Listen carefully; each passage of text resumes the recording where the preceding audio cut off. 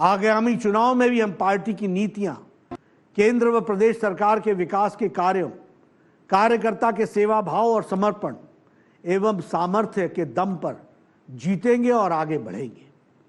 अन्य राजनीतिक दल मानते हैं कि धन बल और बाहुबल से राजनीति संभव है, पर भाजपा की शक्ति कार्यकर्ता और संगठन में है। आज विरोधी भी मानते हैं कि देश में कार्यकर्ता आधारित पार्टी, अगर हम अंग्रेजी में कहें तो कैडर बेस्ड पार्टी कोई है तो वो भारतीय जनता पार्टी है। आखिर ऐसा क्यों है कि केवल भाजपा के पास परिश्रम की प्रकाष्ठा करने वाले कार्यकर्ताओं की फौज है?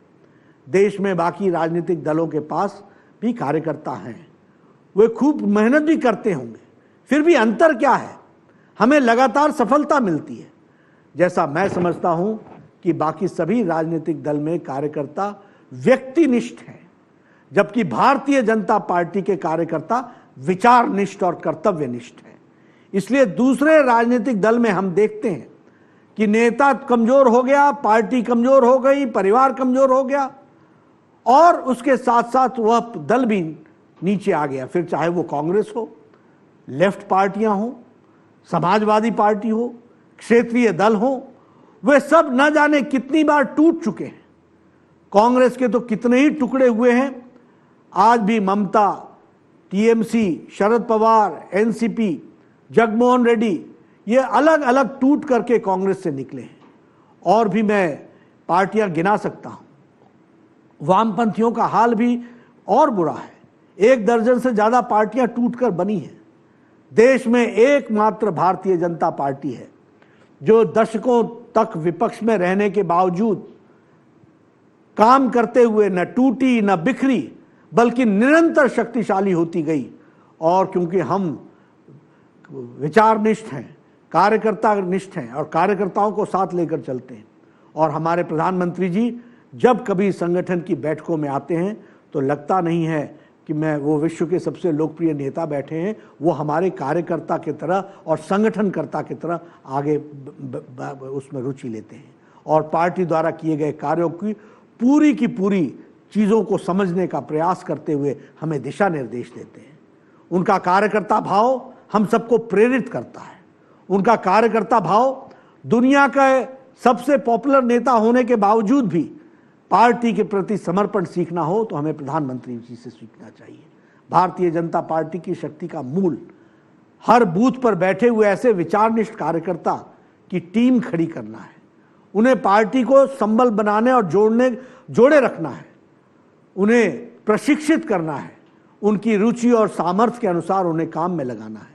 यही शक्ति केंद्र और पालक का सबसे बड़ा दायित्व है। शक्ति केंद्र प्रमुख के नाते सबसे महत्वपूर्ण काम है कि बूथ की रचना ठीक प्रकार से हो। बूथ की रचना करते समय वहाँ की सामाजिक स्थिति को ध्यान में रखा जाए। नियमित रूप से बूथ के कार्यकर्ता की बैठक हो, इसकी चिंता की जानी चाहिए। इसके लिए कार्यक्रमों की रचना की जानी चाहिए। भले ही चुनाव लड़ना हमारा महत्वपूर्ण काम है, पर हम सिर्फ चुनाव लड़ने की मशीनरी नहीं है। भारतीय जनता पार्टी सामाजिक परिवर्तन और जन सेवा का भी माध्यम है। इसलिए अपने शक्ति केंद्र के क्षेत्र में हम इस प्रकार के कार्यक्रमों की रचना करें जो इस उद्देश्य की पूर्ति के लिए भी सहायक हो।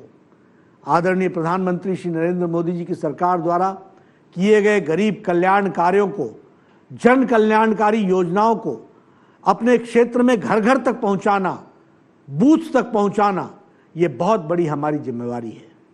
केंद्र की नरेंद्र मोदी जी की सरकार हो, हमारी राज्य की सरकारें, हमारी सरकारों का मूल उद्देश्य सबका साथ, सबका विकास, सबका विश्वास और सबका प्रयास के साथ अंत्योदय और जन कल्याण है।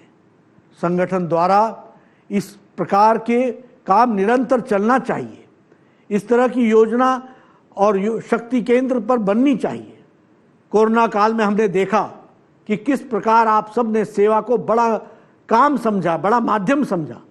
पूरी दुनिया हैरान परेशान थी कि क्या किसी राजनीतिक दल का कार्यकर्ता अपनी जान जोखिम में डालकर सेवा का इतना बड़ा अभियान चला सकते हैं।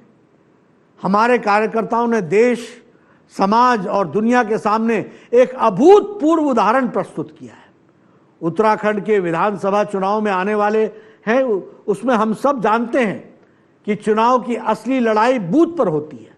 बूथ जीता तो इसका मतलब हमने चुनाव जीता है, लेकिन बूथ जीतने के लिए फुल प्रूफ योजना बनाने, रणनीति बनाना, यह भी हमारा काम है। उसका क्रियान्वयन सुनिश्चित करना यह हमारा काम है। शक्ति केंद्र प्रमुख की यह जिम्मेदारी है। शक्ति केंद्र प्रमुख केंद्र का अर्थ यह है कि पार्टी के शक्ति के केंद्र बिंदु बने। इसलिए मेरे लिए आप सब शक्ति पुंज हैं। मैं आप सबको नमन भी करता हूं और आपसे ये निवेदन करता हूं कि 100 दिन के बाद तो कैंपेन शुरू हो जाएगा।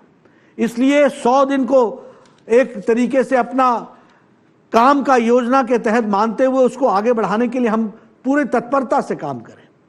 हमें खुशी है कि हमारे मुख्यमंत्री यंग हैं, डायनेमिक हैं, गतिशील हैं। हमारे कौशिक जी, हमारे अध्यक्ष, पूरी ताकत के साथ संगठन के लिए काम कर रहे हैं। आप सब लोग बूथ वेरिफिकेशन पर पूरी ताकत से लगे हैं और बूथ के मैनेजमेंट करने के लिए भी आप काम में जुटे हैं। हमें युवाओं पर, महिलाओं पर और इसके साथ साथ हमारे एक्स सर्विसमैन पर, उन पर भी हमको फोकस करना है और मुझे पूरा विश्वास है कि आप सब लोग इन चीज़ों पर फोकस करेंगे। लेकिन ये फोकस करने के साथ साथ वैक्सीनेशन और प्रधानमंत्री गरीब कल्याण अन्न योजना का अन्न गरीब तक पहुंचे, इससे हम कभी भी अपना फोकस नहीं हटा सकते। इस पर हमको पूरा फोकस करना है और जन कल्याण नीतियों को जमीन तक ले जाना है। इसके लिए हमको काम करना है। मुझे पूरा विश्वास है उत्तराखंड के सभी शक्ति केंद्र प्रमुख इस काम को पूरी तत्परता से करेंगे। मुझे पूरा विश्वास है प्रदेश सरकार पर, जो जन कल्याणकारी नीतियों को लेकर के आगे बढ़ रही है और प्रधानमंत्री जी की नीतियों को जमीन पर उतारने में पूरी कारगर तरीके से लगी है। और जिस तरीके से हमारे प्रदेश अध्यक्ष और हमारे सभी संगठन के कार्यकर्ता मदन कौशिक जी के नेतृत्व में संगठन में काम कर रहे हैं और हमारे जो हजारों शक्ति केंद्र प्रमुख पूरी ताकत से काम कर रहे हैं, उनको सफलता मिलेगी। हम पीछे मुड़कर न देखें, पूरी ताकत से आगे काम में जुटें। मैं चुनाव के पहले एक बार नहीं, अनेक बार आपके दर्शन के लिए आऊँगा और आपके साथ कंधे से कंधा मिलाकर उस काम में जुटूंगा। इन्हीं शब्दों के साथ बहुत बहुत धन्यवाद।